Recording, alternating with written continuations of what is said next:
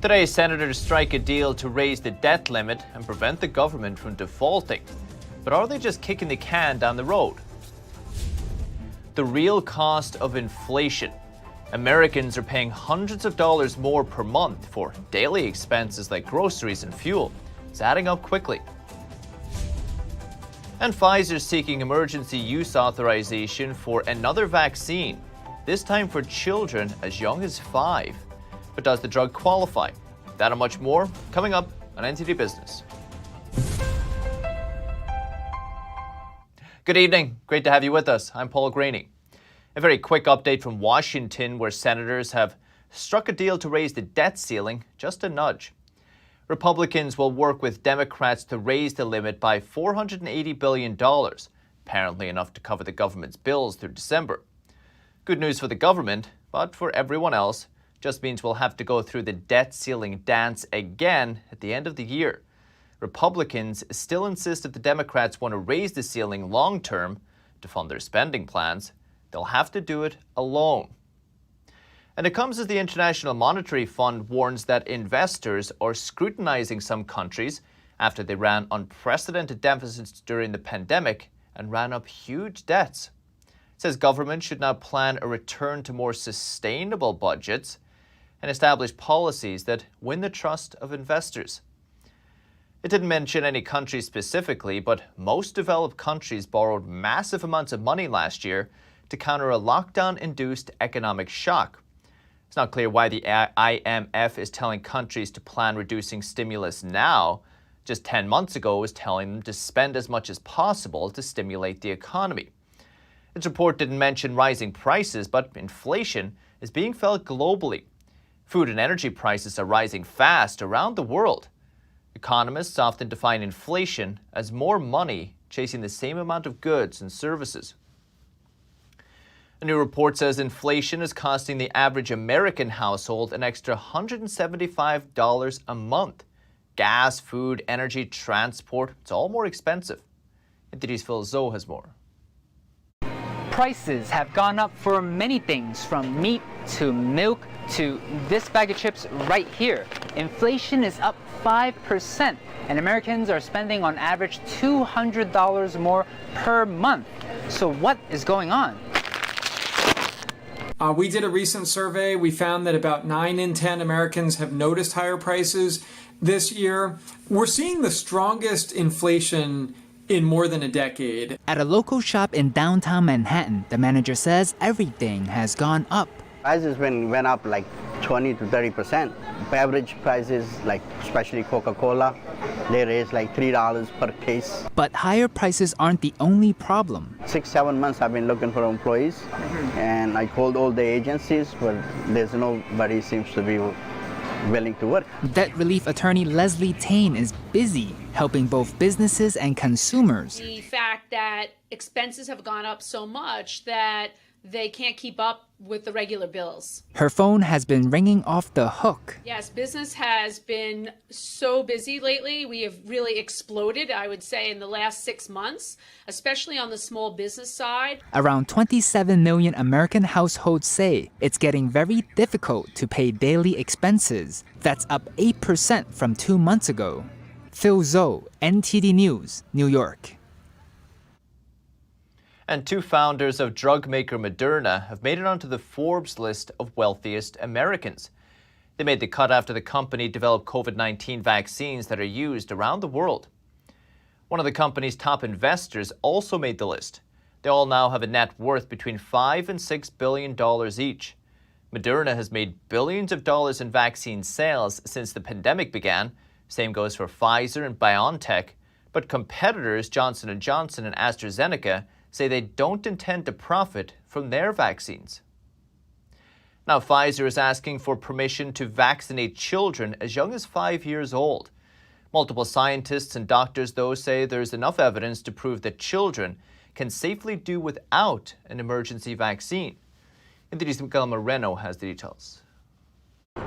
Not long ago, Pfizer gave us a glimpse into its vaccine trial for kids ages 5 to 11. They said their safety results were favorable and the antibody response was robust. They've now asked the FDA to give their COVID-19 vaccine emergency use authorization for children as young as 5. In a statement, Pfizer said, with new cases in children in the U.S. continuing to be at a high level, this submission is an important step in our ongoing effort against COVID-19. The White House tells CNN they're ready to go if the FDA gives the okay. Dependent upon the science and the medicine and the FDA and the CDC's actions, but those are all at the end of the month. And if there is approval or authorization and a CDC recommendation, we are ready.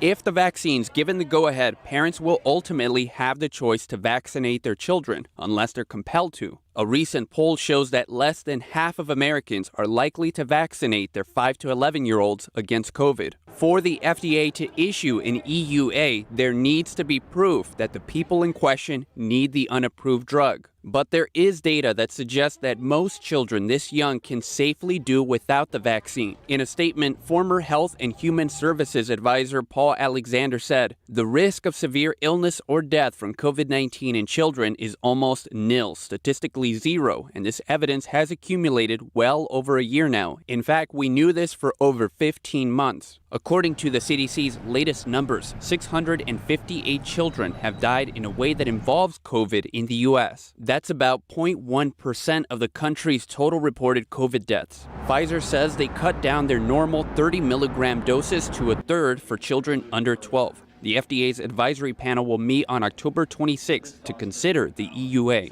Miguel Moreno, NTD News. And Wall Street ended broadly higher today. The Dow rising 338 points, about 1%. S&P 500 gained 36 points, 0.8%. And the Nasdaq climbed about 152 points today, about 1% for the Nasdaq. Natural gas prices eased globally, giving desperate Europeans and Asians a moment to breathe. Prices have paused their rapid ascent, at least temporarily, after supply assurances from Russian President Vladimir Putin. He says Russia should consider opportunities to boost gas supplies to Europe to help with the energy shortages. Markets are calmer today, but it's only after natural gas prices in the U.S. reached a 12-year high Tuesday. In Europe and Asia, natural gas prices are also at record levels. In fact, they're over 5 times more expensive than the U.S. Prices in Europe have jumped more than 500% this year. Analysts say as winter approaches, those gas prices could have an impact in the already tight crude market as some users switch to oil. So joining us to discuss natural gas prices is 35-year energy veteran Don Whaley. Whaley's currently the president of Ohm Connect Texas. We're delighted to have him on the show again.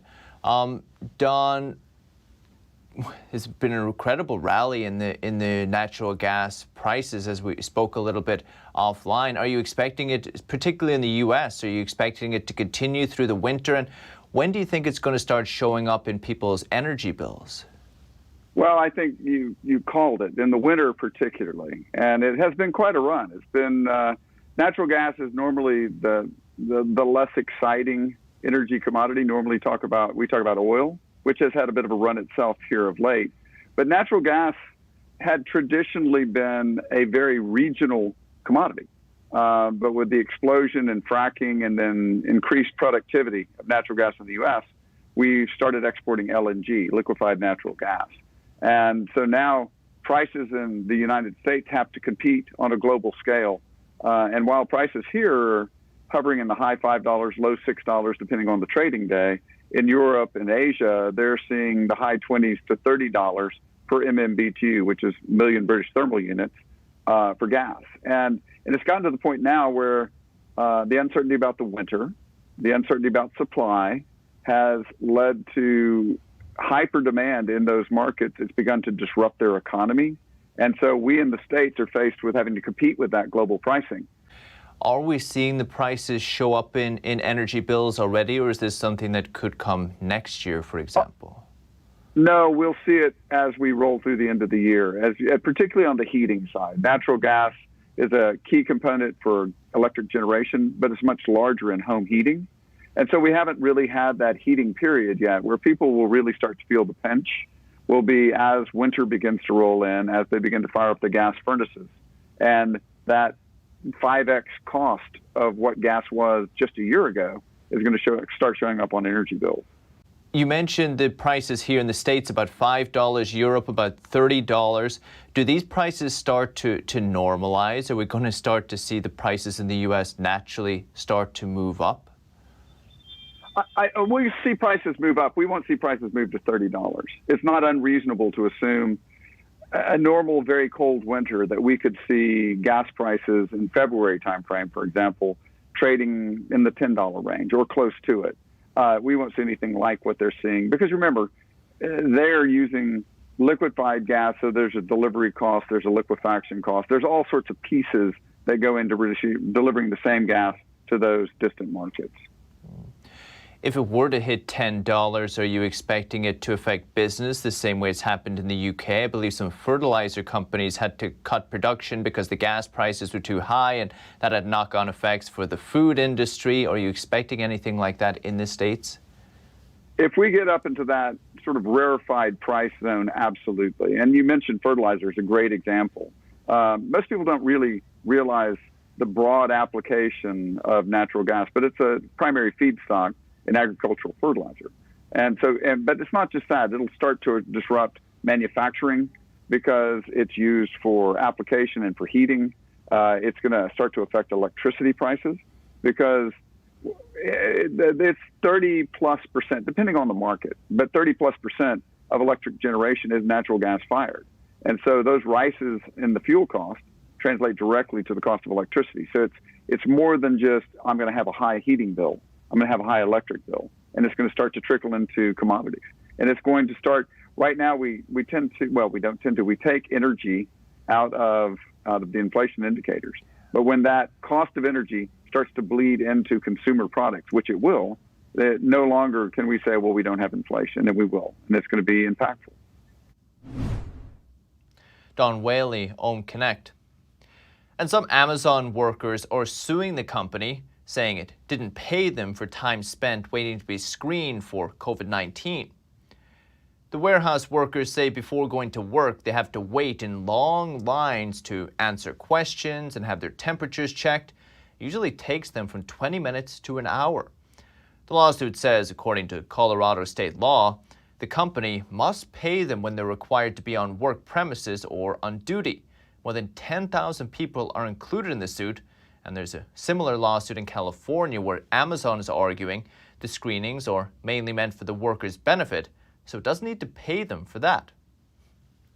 Keep you updated.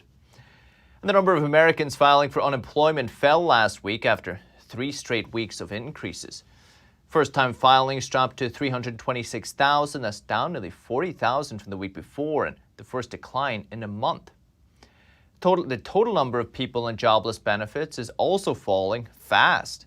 Since federal benefit expired in early September, the number has fallen by 7 million to just over 4 million. While the trend reversal is a good sign, experts say the road to recovery is still bumpy. Businesses are still reporting hiring difficulties with a record 11 million job openings in the United States. And over 1 million mothers left the workforce for COVID-related reasons, but many are returning. We take a look at why and how they can best find work. NTD's Faye Quarter has more.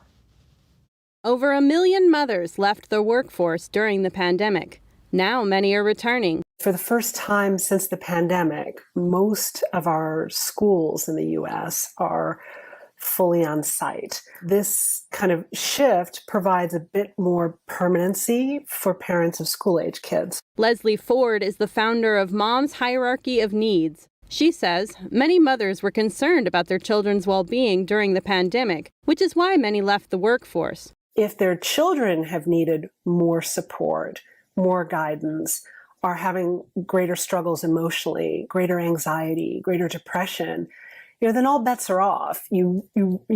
Mothers will lean into those situations. Ford says another big reason moms are returning is that employers are increasingly allowing much more flexibility in terms of schedules and the ability to work from home. We had to offer more flexibility within the roles. So, for example, rather than offering full-time work, we had to move to more part-time models. Madeline Pratt is the CEO of Fearless Foundry, a creative consultancy.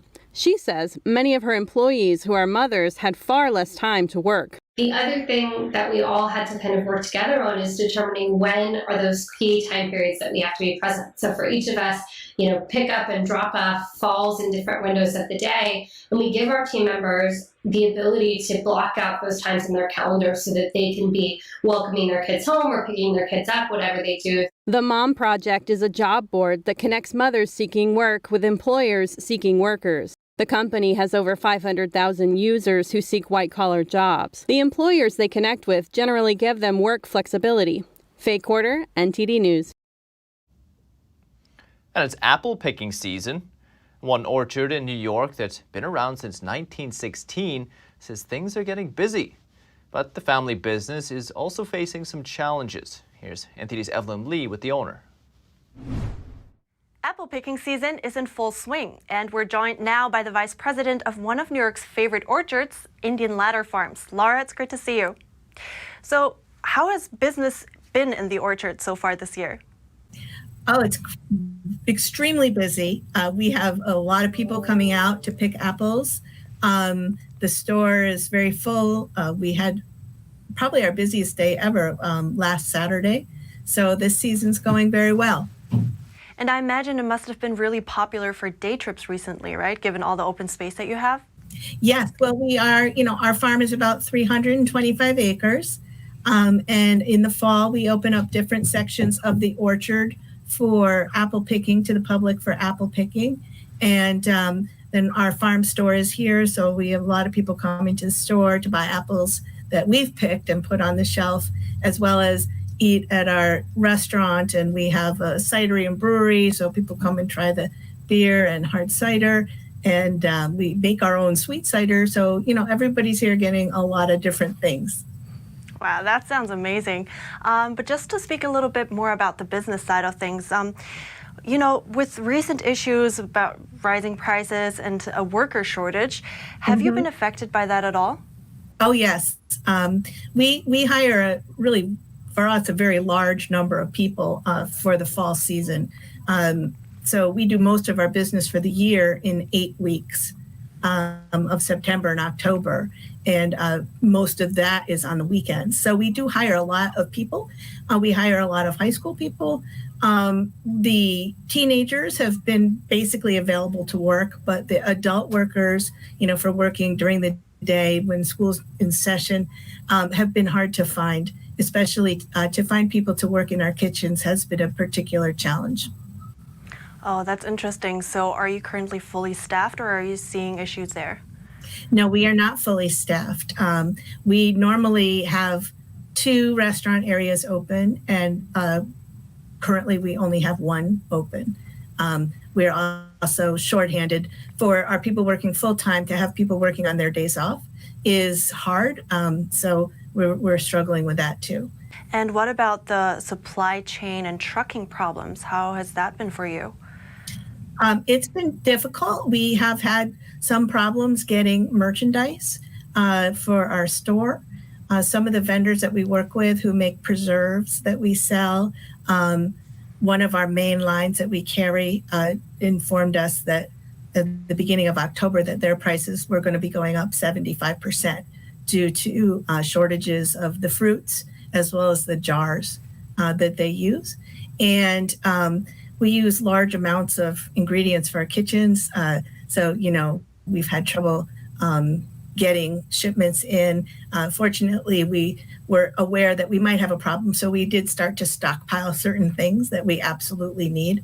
And so we're getting through, but we do have some empty shelves. I have to say, your orchard does sound amazing. So thank you very much for coming on. Sure. Thanks for having me. Thank you. Paul? Thanks, Evelyn. And still to come. Target shoppers can now buy what they want and pay for it later. What do financial experts say to watch out for? And what are the most valuable college majors? We take a look at which ones top the list this year and why. Can you guess what the least valuable one is? That and more coming up in NTD Business.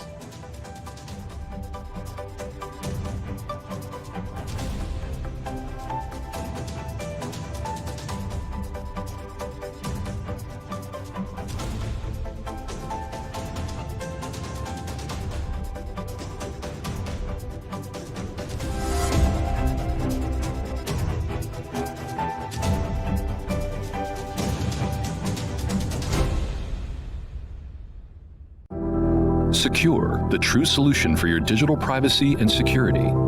Secure is a private and secure messaging and email solution hosted in Switzerland, using military-grade encryption and Swiss privacy laws, giving you true privacy.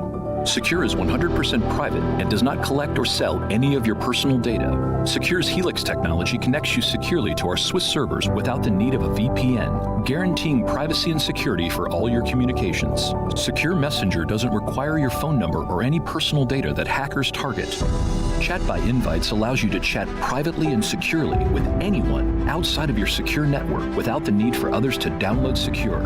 Secure Send offers you a private and secure way to email anyone outside of Secure. You won't find this level of privacy or security on any other email or instant messaging application. Visit secure.com. Regain and protect your privacy today.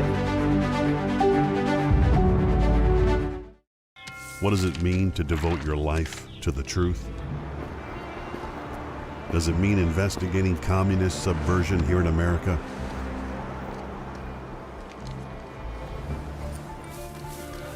Does it mean exposing the deadly fentanyl crisis in the Midwest? Or spending late nights and covering deep government corruption?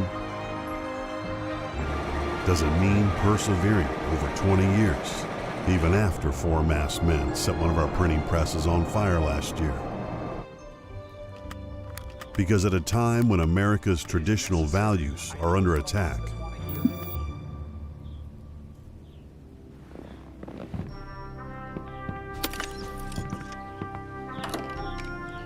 it's the responsibility of righteous journalists to uphold truth and tradition.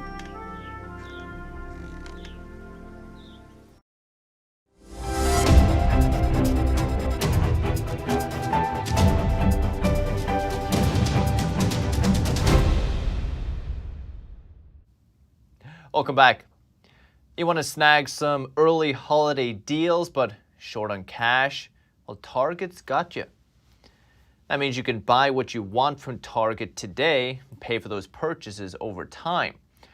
Comes as retailers start beefing up for holiday spending. Several other retailers, including Amazon and Walmart, are also offering similar installment payment plans. But financial experts typically warn it's better if you can wait until you can actually afford purchases before making them, because if you miss payments, purchases can end up costing much more than the original price, and your credit rating can also take a hit. And if you had to guess, what do you think the most valuable college major is this year? Well, a new report says one niche engineering degree really stands out, and it nearly guarantees a job. NTD's Andrew Thomas takes a look. A new Bankrate report ranks the most valuable college majors in 2021. It's based on several factors, including median annual salary, unemployment rate, and career paths that don't require an advanced degree. The challenge for students is balancing their interests with potential career opportunities. It's important to pursue what you're good at and what you're passionate about, especially for career longevity, but look at a ranking like this to determine what you need to succeed in whatever field you choose. Architectural engineering was ranked as the most valuable major, with a median annual income of $90,000 and the lowest unemployment rate at 1.3%. 29% of these graduates have an advanced degree. Visual and performing arts degrees ranked the lowest, with a median annual salary of $35,500 and an unemployment rate of 3.6%. About 29% also earned an advanced degree. But I think if you take a step back and really look at the rankings, it's always been concentrated in STEM. Those always tend to be the fields that fare the best on our ranking. And I think even if you zoom out a little bit too, looking at the top 25 of our list this year, it's pretty hard to find something that isn't in a STEM related field. But college students shouldn't let this list discourage them from pursuing their passions. I think it's just really important to stress here that the purpose of a list like this really isn't meant to deter someone from pursuing their interests and their passions. It's really all about helping them make the right decisions for their college career so they're successful once they graduate. Also making the top 5 most valuable majors are construction services, computer engineering, aerospace engineering, and transportation services and technology. And rounding out the 5 least valuable are clinical psychology, composition and speech, drama and theater arts, and miscellaneous fine arts. Andrew Thomas, NTD News. Not many colleges have an architectural engineering program in America. The report says students usually have a full-time job lined up well before they graduate. And Nestle is launching a plant-based substitutes for egg and shrimp. They closely monitor the taste, nutrition, and performance of the originals, extending its range in the fast-growing vegan market. Francesca Leiner reports. These are vrimps, or vegan shrimps. And here we have plant substitutes for eggs. You can scramble them, put them in a sandwich, or even in a pancake mixture. Nestle has launched the plant-based substitutes, hoping the products will help them crack into the fast-growing vegan market. Branded Garden Gourmet Veggie in Europe, the egg copycat contains soy protein and omega-3 fatty acids, and closely mirrors the taste, nutrition, and performance of the real deal, according to Chief Technical Officer Stefan Palzer. Yeah, look, there are indeed some egg alternatives in the market, but we think we have a very favorable ingredient list. Palzer said the substitute eggs and shrimps took less than a year to develop. Following on from its tuna substitute launched in 2020, both new products will initially have a limited launch in some European markets, including Switzerland. Obviously, we spotted the opportunity in the market. You see the consumers are moving there, driven by health concerns, driven by concerns about sustainability, animal welfare, and then, like I said, the social aspect. So the market is going there. As a company, obviously, you want to go there as well. Nestle launched its first plant-based burgers in 2019, about 3 years later than US industry pioneers Beyond Meat and Impossible Foods. Last year, Nestle's sales from plant-based products were just 200 million Swiss francs, about $216 million, a tiny fraction of its total sales of 84 billion francs. And that's the latest business updates for today, but you can still catch NTD Evening News with Stephanie Cox. That's at 6:30 p.m. Eastern. For NTD Business, it's all for today. Thank you for watching. We'll see you tomorrow.